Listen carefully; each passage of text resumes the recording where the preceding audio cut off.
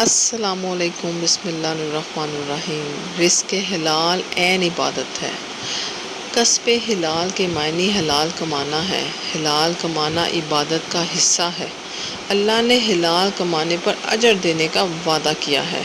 اسلام تجارتی لین دین پر بہت زور دیتا ہے، خاص طور پہ حلال اور حرام۔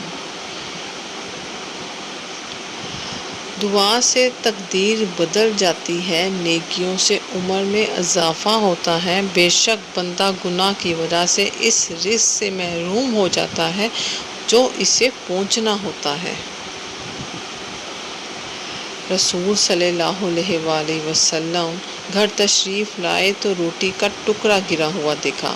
آپ صلی اللہ علیہ وآلہ وسلم نے اسے اٹھا کر صاف فرمایا اور کھا لیا، اور فرمایا، اے عائشہ، عزت دار چیز کی عزت کرو۔ جب اللہ کسی قوم کا رزق چھین لیتا ہے تو واپس نہیں کرتا۔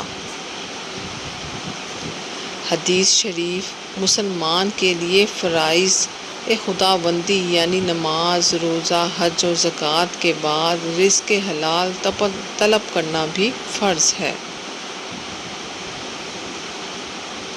جو شخص اس لیے حلال کمائی کرتا ہے کہ سوال کرنے سے بچے، اہل و عیال کے لیے کچھ حاصل کرے، پڑوسی کے ساتھ حسن سلوک کرے، تو قیامت میں اس طرح آئے گا کہ اس کا چہرہ 14ویں کے چاند کی طرح چمکتا ہوگا۔ ماشاءاللہ۔ رسول صلی اللہ علیہ وآلہ وسلم نے فرمایا، جو چیز تم کھاتے ہو اس میں سب سے بہتر وہ ہے جو تم اپنے ہاتھوں سے کما کے کھاؤ، اور تمہاری اولاد کی کمائی بھی جائز ہے۔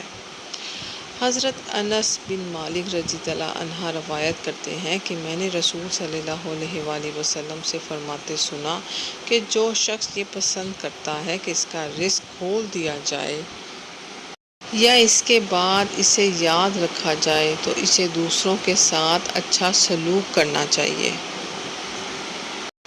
فرمان مصطفیٰ صلی اللہ علیہ وآلہ وسلم ہے کہ انسان کے پیٹ میں جب حرام کا لقمہ پڑتا ہے تو زمین اور آسمان کا ہر فرشتہ اس وقت اس پر لعنت بھیجتا ہے جب تک کہ وہ حرام کا لقمہ اس کے پیٹ میں رہے، اور اگر وہ اس حالت میں فوت ہو جائے تو وہ سیدھا جہنم میں جائے گا۔